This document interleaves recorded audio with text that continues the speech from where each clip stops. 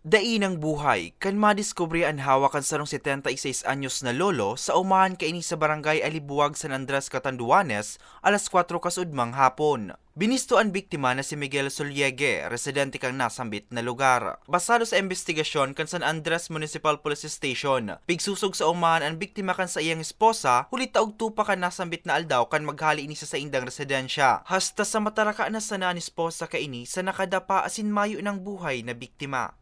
Mientras tanto, sa ginibong eksaminasyon kang RHO sa San Andres, nagluluwas na asma ang ikinagadan kan biktima. Napag-araman man na haloy ng may kamatayan ang biktima asin may maintenance na bulong.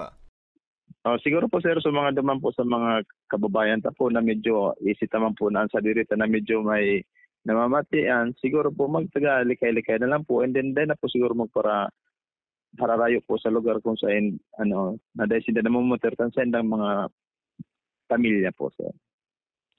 Nakapatente na ang bangkay kan biktima sa saindang residensya. Para sa mga baretang tatak Bicol, Hercules Barbacena.